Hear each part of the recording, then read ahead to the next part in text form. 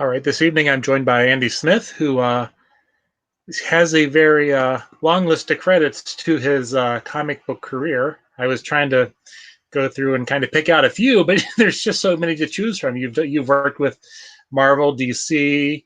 You've done some work with Ominous Press, Yeah. who I'm real good friends with Ron Marsh. So yeah. Before we get into talking about your Kickstarter, what got you into comic books? Do you remember which one it was? Or, was there a certain creator or anything like that? Oh, yes, there was. And let me see. Hold on. I might have a visual. I don't know if I do or not. Let me see. I thought I did. I don't, but I'll do the next best. So the first comic I ever got, just making sure, I thought I had it lying around, but I don't, this was the second comic book I ever got. Captain America 276. 275 was the first one, which I have a comic book spin rack next to my desk. I've got the whole run up there, and then I have them. This isn't the actual one. I still have the ones I got when I was a kid when it came out, but they're bagged and boarded, put away. So I went and got a second set to have on my spin rack. But it was the cover of 275. He's kind of like leaping right at you, and there's bullet holes behind him, shields out in front, and it just grabbed me. I was on my way home from school, and I stopped into the 7-Eleven like my brother and I usually did, and I just looked down because they didn't have a spinner rack. They just had, as soon as you walked in the front door, the magazines, and they had a small section on the lower right of comics. And that cover just grabbed me. And I just, I picked it up, and the splash page of that issue was Captain America coming through a wall, not breaking it, but kind of like a Kitty Pryde thing.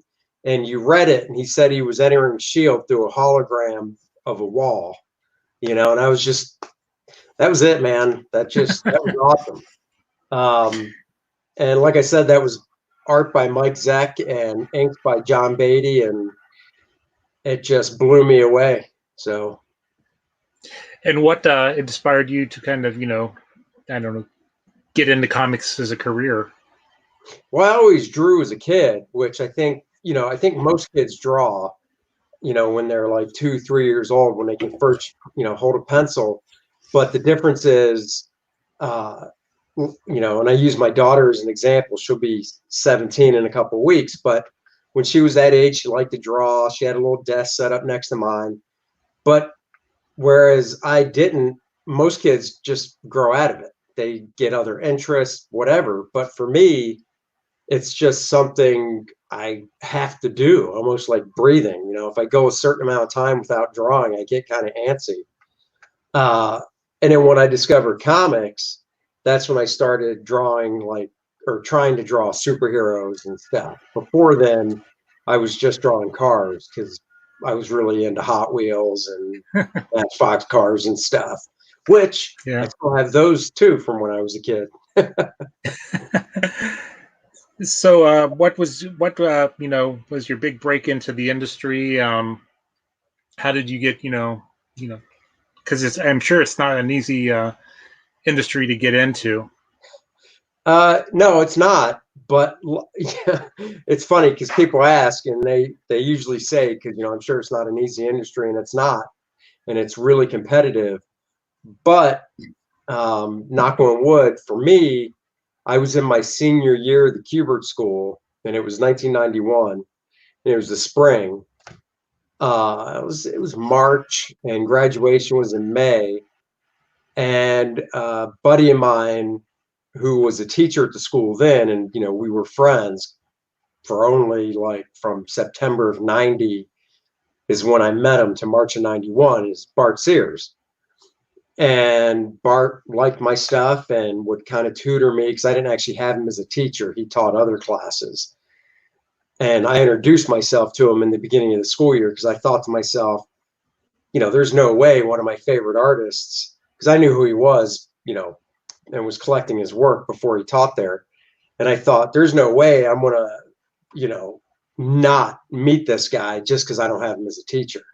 So I went and introduced myself to him at the beginning of the school year and showed him some of my work. And I guess he saw something in it because he kind of took me under his wing and would let me hang out at his apartment after school while he was working on Justice League Europe. And I would do homework and he would, give me pointers and tips and stuff. And in March of 91, he asked if I wanted to go up to DC to show my stuff around. And I said, well, yeah. So I went up there, talked to a few editors. They gave me some tips and stuff and said, you got some chops. Why don't you, work up some new sample pages and come back in a few weeks? And I was like, you got it. So literally like 2 weeks later, Bart was going up again to drop some pages off. And I asked if I could go. And he's like, yeah. So I went up and I talked to the same editors and they were surprised because I came back, and I actually had new samples. It wasn't just, 2 weeks later, hey, remember me? No, I don't have anything new, but it was, hey, remember me? Here's some new stuff. And it was in a pretty short time frame as well, because they knew I was going to the Kubert School. So, the same editors, saw improvement, and a couple of them just said flat out, I just don't have anything. Whereas one editor, looked at the stuff and liked it and asked me if I wanted to do a fill-in issue on Suicide Squad. And I was like, well, yeah. So that's how I got in. And the cool thing was, because it was a fill-in issue, there was no deadline of when it was, or no date of when it was set to come out. So he said, look, I know you're in the Kubert School and I know you only got a couple months left. Finish school before you start this. And he goes, in fact, I'll hold on to the script. I don't have it. Well, he said, I don't have it written yet, but I promise you this job. So stay in touch with me. And when you graduate, let me know and I'll send you the script. So, I stayed in touch with him and stuff. And it was all, over the phone back then, no email and stuff. And, I stayed in touch with him and sent him an email, gave him a call a few weeks before I graduated. And he sent me a script and, the rest is history. And so, what issue of Suicide Squad was that? It was an issue that never came out. Ah. It was written by John Ostrander, the writer of the book, but it was a fill-in issue, and they don't do those anymore. So for people that might not know, a fill-in issue, or not a fill-in issue, but an inventory issue, because they are two different things. A fill-in issue, they still do, and that's one where they'll definitely have an issue number in mind, and they already have it planned that, issue 12 is going to be a fill-in to give the regular artist a break. So, they hire the artist, give them a regular deadline because they know it's coming out. An inventory issue is one, and this is what they don't do anymore, at least that I know of. They have a whole book produced, or if the whole thing's not produced all the way through colors and letters, they'll at least have it penciled and inked, and they'll just put it in your drawer. So then if, for Suicide Squad, if it looks like they're getting into deadline trouble with the regular artist, they can buy him time by going, you know what, instead of putting this issue out because you're running a little behind, I got this one sitting right here, all done, that I can send to the printer. And for Suicide Squad, I don't know what issue number that book ended on, but I know it ended I'm pretty sure it did end sometime in 91, 92. So I think it just was a point where they just never needed it. The artist was all set and they never had a problem where they said, oh crap, we need something for the printer. Let's use this. So it was nice because it was a nice training ground. And, the editor gave me a deadline. He said, take your time. And I think he gave me like 5 weeks, which back then was longer than most people got. And, I did it within deadline.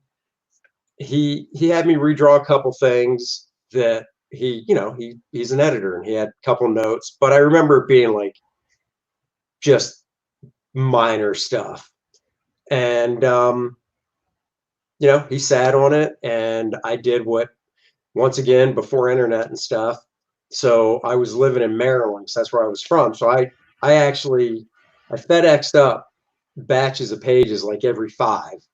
And back then stories Hmm. were 22 pages, not, or 21 to 22, not 20. So for the last batch of pages, instead of FedExing them up, I think I drove up to New York. So it's only 4 hours from where I live. So I actually, said, hey, I'm gonna drive these up because I'd like to talk to other editors and stuff to try and get more work. Is that cool? And he was like, yeah, definitely, come on by. So I set up a day and drove up there to hand deliver the last batch of pages, and then, basically make the rounds with other editors and stuff. And I picked up, my next job was Justice League Quarterly, and that was an anthology book. And I was doing the Global Guardians storyline. I think they were like 12 pages long, maybe 7. I can't remember. They were between 7 and 12 pages long. And it was Global Guardians. It was written by Kevin Dooley, who I believe was also the editor on the book. And if he wasn't the editor, it might have been his boss, Andy Halford. I can't remember anymore. But I do know Kevin wrote the stuff. And I did that for issues 5, 6, 7, 8, 9, I think, 5 issues. And in between that, I also did the first Green Lantern annual that ever came out. So, and I didn't even realize at the time, it was during the whole Calypso stuff they were doing back Oh, then. yeah. And so, Kevin, this was literally my 3rd job in comics. It didn't come out that way, but on my drawing desk, it was Suicide Squad, the full issue of Suicide Squad, which was a little daunting because it was my first full gig. So it was my first time drawing a 22-page story, not just like 4 pages of samples. And then it was the Justice League Quarterly for, like I said, 7 to 12 pages. And I was a regular artist on that, but because it was a quarterly book, Kevin was like, hey, do you want to draw the Green Lantern annual that ties into Eclipso? And I was like, yeah, Green Lantern's like my favorite character. And it was 56 pages, so it was almost 3 issues worth of work. Right. It was very intimidating because I've never drawn anything that long. And like I said, it never even dawned on me that it was the first Green Lantern annual since Green Lantern was around. Since Gil Kane did Green Lantern #1, there was never an annual. So, Green Lantern was still just kind of a C-list B character tops back then. He's not this A-list character that he is now. So I look back when I go, wow, I drew the first Green Lantern annual. That's pretty cool. It's not worth a damn thing. That's pretty cool. So yeah, so that was, and then after the Justice League stuff, I went over to Marvel, and my first gig for them was a Doctor Strange annual, which never saw print. That one I don't know why, but it never saw print, and it was inked too. Like, so the Suicide Squad job I did 10 years later, I actually got a FedEx from DC that I wasn't expecting, and I opened it up, and it was all my Suicide Squad art, the whole book, because it was never inked. It was penciled. It had the balloons placed with, the editor back then would take a blue pencil, write on their original art and circle where you wanted the balloon placement to go for the letterer. So all that was done, but it was never inked or lettered. So they sent me all 22 pages back. But the Doctor Strange job was actually inked, and it was inked by Alfredo Acala, but it never came out. Oh. Okay, well, let's transition into your current project, and the Kickstarter, Sure. Jungle Lords and Ultra. But tell us a little bit about that, and what inspired it. Give us, what's the elevator pitch? Sure, no problem. So Jungle Lords is a project a friend of mine and I started a few years back that I finally got around to finishing. And Jungle Lords I love humor and comedy and stuff. So if I co-create something, I always inject humor and stuff. Nothing I the few things I've co-created haven't been dead serious. And Jungle Lords is kind of like, you remember the TV show King of Queens? Yes. It's basically King of Queens, those type of characters, except they look hot and they're in the jungle.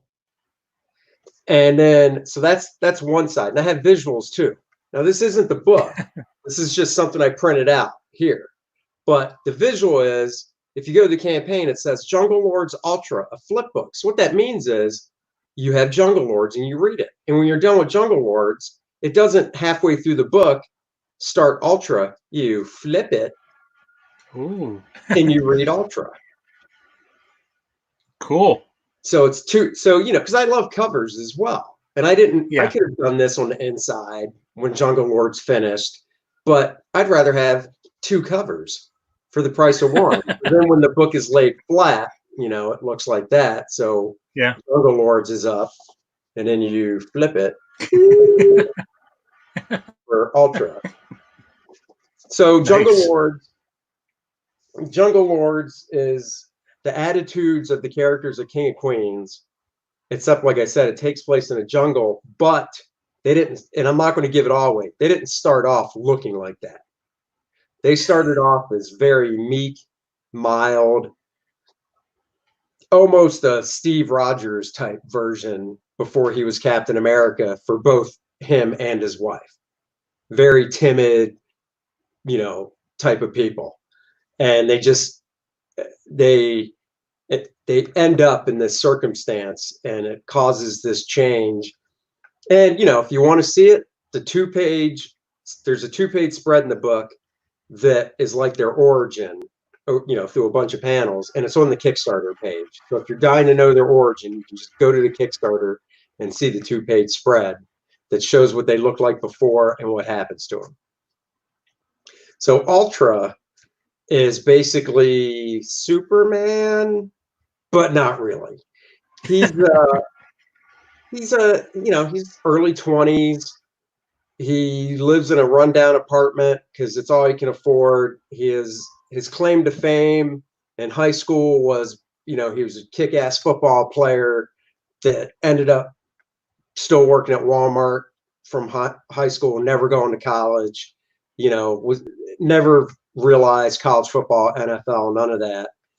He's very proud that he's over 6 years at Walmart. He's been employee of the month like 3 times, 4 times, something like that. So he's very proud of that. And he gets these powers. And once again, I don't want to ruin it, but for Ultra, for his origin story, I wrote like this brief paragraph skeleton. And then I contacted my buddy Keith Champagne, who's also a creator in comics. He's a writer and inker. And I said, hey, I got the skeleton of a origin for Ultra. And for the book, I want to do one of those 2-page origins like DC did back in '52 at the end of every week, where it's a cool shot to start the story and it has their logo. And then you tell the story and it ends with a cool shot of the character. And he's like, okay, let me see what I can come up with. So he wrote up a 2-page origin story for me from my outline. And that's on the Kickstarter page as well. So that's going to be in the book. Another thing I put in the book, I'm trying to put as much stuff that I loved as a kid in this book is, remember the Hostess ads from comics in the 70s and 80s? Oh, yeah. You know, Superman or Spider-Man beating up the villain and going, have some Twinkies, calm your ass down, eat a Twinkie. Because, you know, sugar's not going to jack them up anymore. Yeah. So I wanted to do an ad with Ultra. So once again, I had kind of an idea.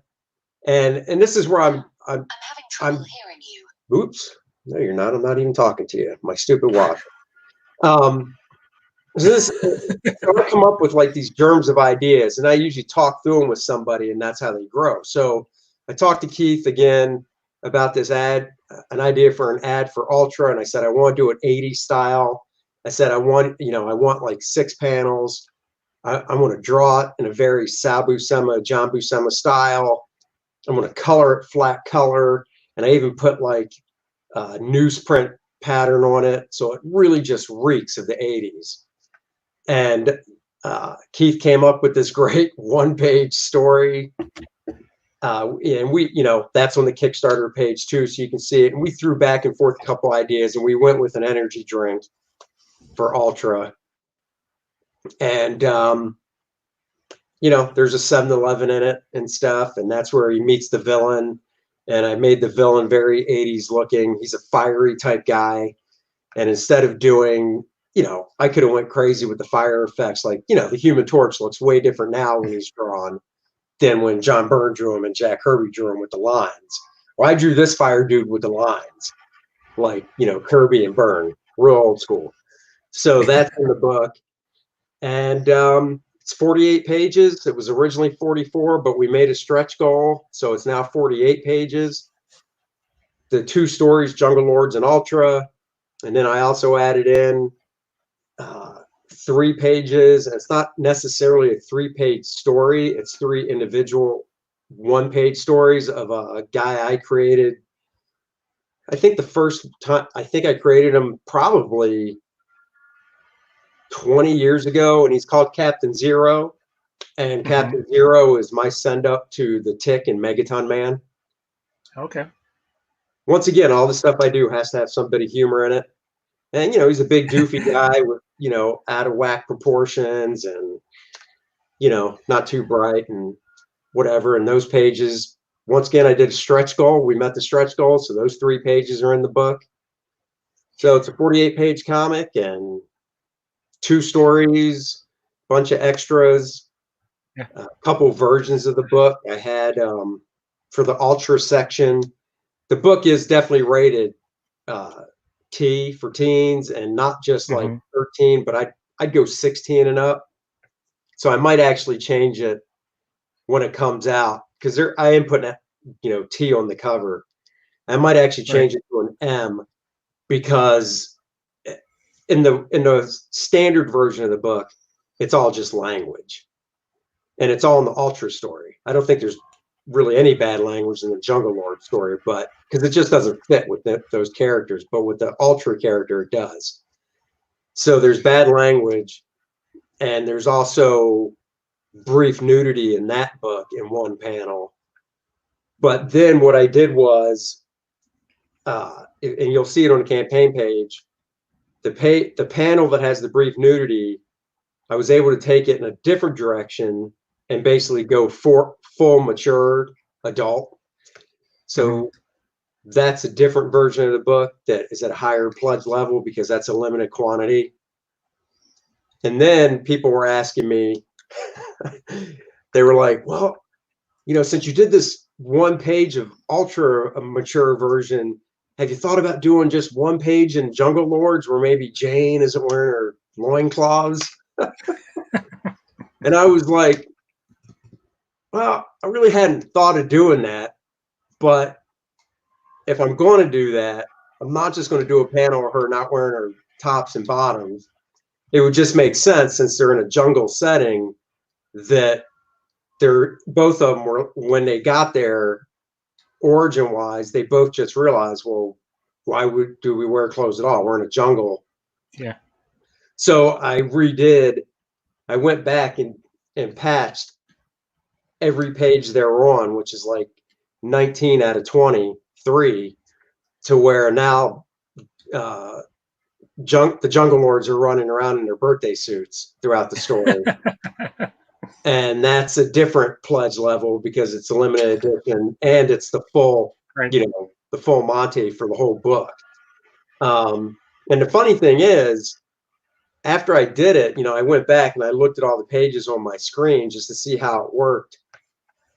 And, in the Jungle Lord story, it's just a jungle action adventure story. There's no sex in it whatsoever. There's not even a hint of it. So it's kind of neat, actually, when I went back and looked at all the pages together, the new pages where they're naked, because after like the first couple pages where you kind of open it up and you're like, whoa, the characters are naked. Once you start reading it, you kind of don't even notice it anymore, because there's no sex. They're just doing what they have to do in this adventure story to get through the day, quote unquote. And it makes sense because of the atmosphere they're in, compared to if somebody was like, hey man, could you just do the whole Ultra story where the characters are naked? It just wouldn't make sense because it takes place, you know, in the real world city environment, like a superhero story. So I see that as of right now, you're almost 200% funded. I mean, it's obviously going really well, and you still have 20 days to go. And I have another, well, I'll announce it now. I can't, I don't have the visual yet. I only have part of it that I've seen, but I'm going to, for another stretch goal, if you, on the campaign, I called my buddy Bart in to do a variant cover for Ultra, the Ultra side of the book, which is also a limited pledge level because it's, you know, it's a variant cover by Bart. And, you know, when I asked him to do the variant cover, I went with the superhero side because that's what I think of Bart for, not the jungle stuff. And you know, it's my book, and I was like, I want to see him draw Ultra. So he did that variant. Well, I was like, man, I got to do another stretch goal because I did bookmarks as well. Well, I already made that stretch goal.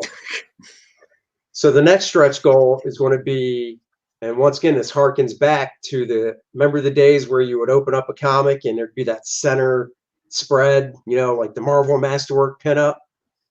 Well, I got Bart to do a Jungle Lords pinup for me of the two main characters, and he's working on that. And I should hopefully be able to send that out as an update tomorrow afternoon to backers, and then, you know, push it through social media and stuff to say, hey, I'm not done. If we meet this stretch goal, I'm going to include 4 more pages in the book, and 2 of them are going to be the spread pinup that Bart did. And then on the reverse side of each of the pages, I'm going to lay the book out so it's I mean, there's no ads in the book, so it's all going to be like, any of the extra pages will be like, you know, behind the scenes stuff, sketch stuff and whatnot. So I'm going to make sure that whatever on the back of that pinup spread Bart does is sketch stuff, not story stuff. So if somebody really wanted to undo the staples and yank it out, they could. Now, you know, given the current, you know, situation that, you know, everybody finds themselves in, are you surprised that your Kickstarter is doing as well as it, you know, is? I mean, because I've talked to a couple other people who are running Kickstarters or thought about running Kickstarters at this time, and, you know, given the current climate and, you know, situation, then they, you know, either decided to delay or you just push on with their Kickstarters. Are you surprised at how well yours is going? Yeah, I am. And the funny thing is, I launched mine later than I wanted to. I originally wanted to launch it February 1st. And that's before, you know, I mean, it was at the very beginning of all this stuff, but nothing was shut down. And I was going to do it February 1st to, you know, March 1st, whatever, 30 days. But it just wasn't ready yet. And there was no rush on my end to do it. That was just my original target date, but I really wanted to have all my ducks in a row. And then, you know, when I was ready to launch it, obviously I was already, you know, I'm in North Carolina, and we were in, you know, shelter in place and essential businesses only, which obviously weren't comic shops. But I was like, you know what? I don't care. I'm still going to launch it. I see other ones launching. It's just, you know, in a way, it is good timing because I still go to the comic shop every week, and I haven't gone for 3 weeks because we've been shelter in place, and they're not open. So, and I know that's how it is through most of the country. So if I'm not spending money, other people aren't either. And granted, this won't come out till September, so it's not that immediate fix, but it's something to look forward to. And, you know, at the success of it, yeah, I mean, I set a funding goal.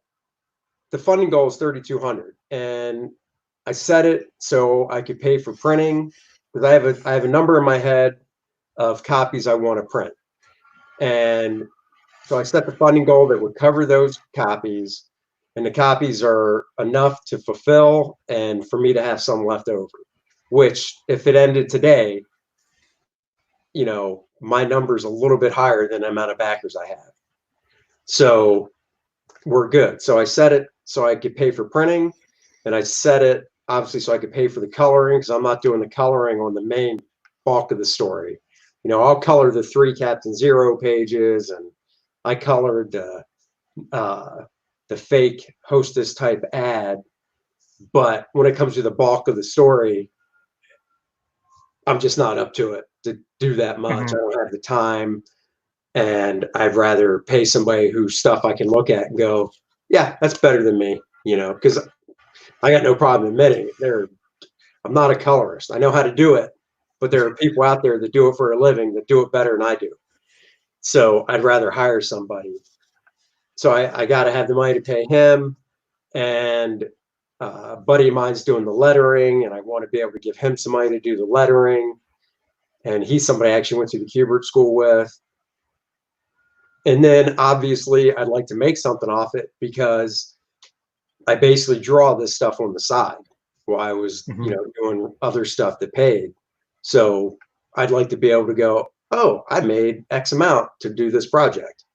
And since it's all done, if it does, you know, I'd like it to do well enough to where I could go, I'm going to do another one.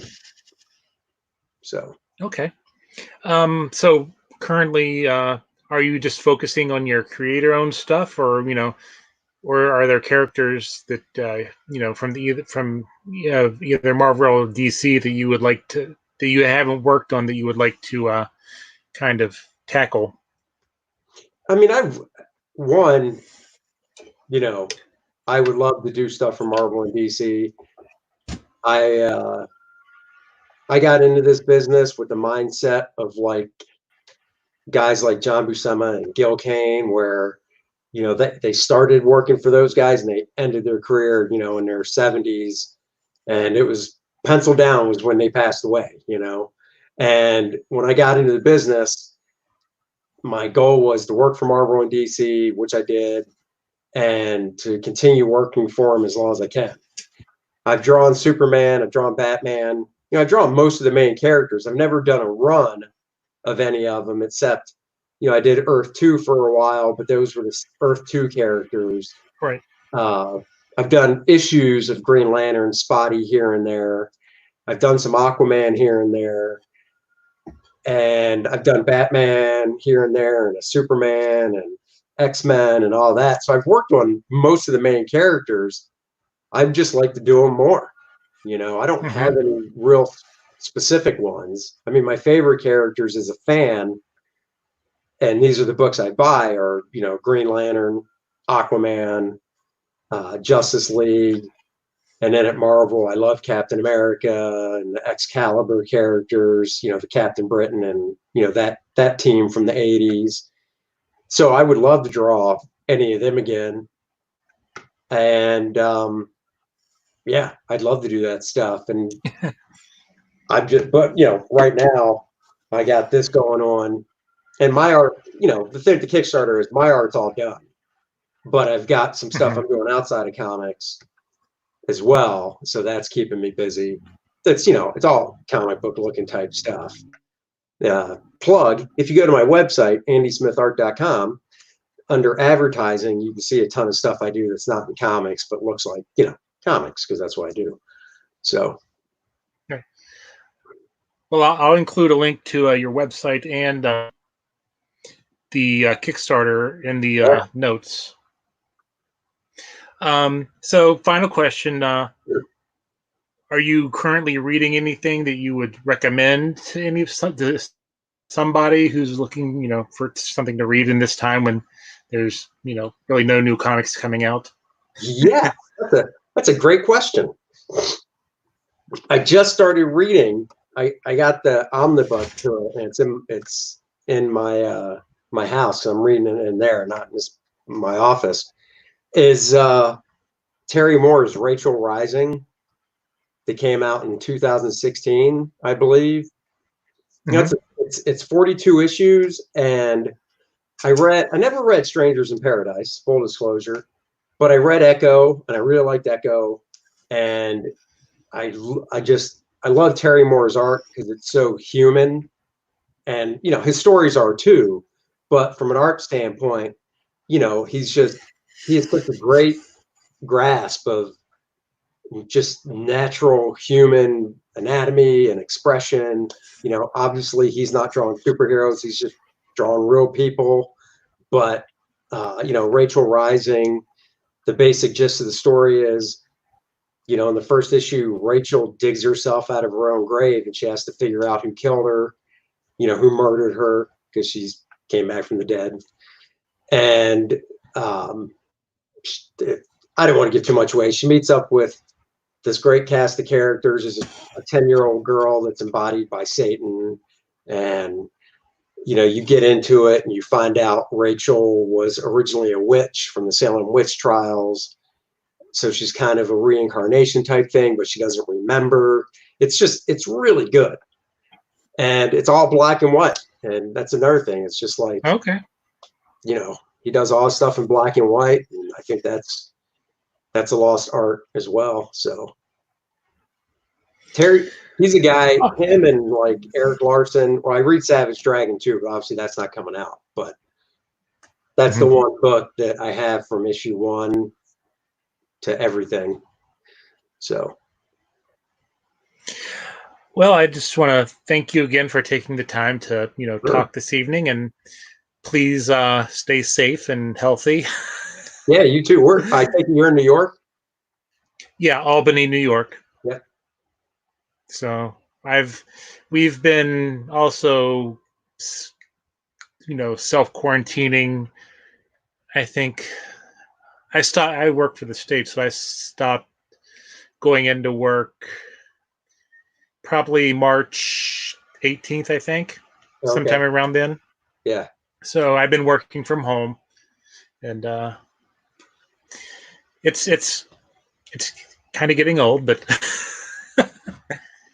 but if that's all we have to do to stay safe, then that's all we have to do. Yeah, no, I hear you. My daughter's doing school from home, and every day she's like, I hope they cancel the whole year. I hope they can, well, not canceled, but going back because she's doing school.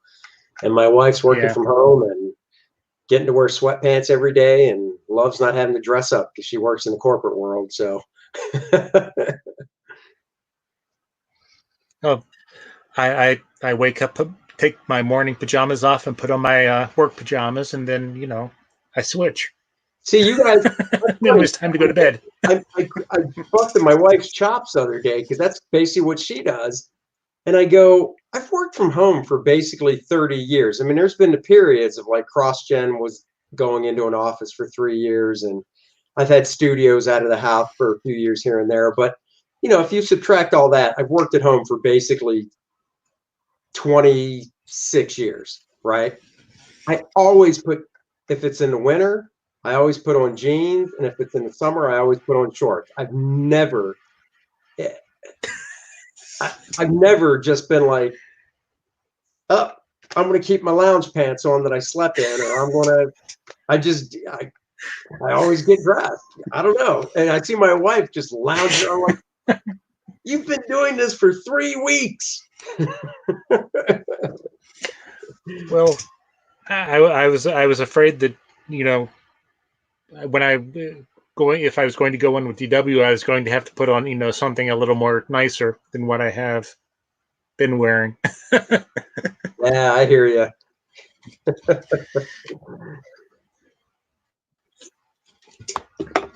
All right. Well, once again, thank you, and I'll let you know when this goes up, and I'll include links to the Kickstarter in the notes. And great. Thanks for taking the time, and you're welcome. Thank you. Can't wait to see how well it does and check out the final product. Thanks, man. I really appreciate it. All right. Have a good evening. You too. Bye. Bye.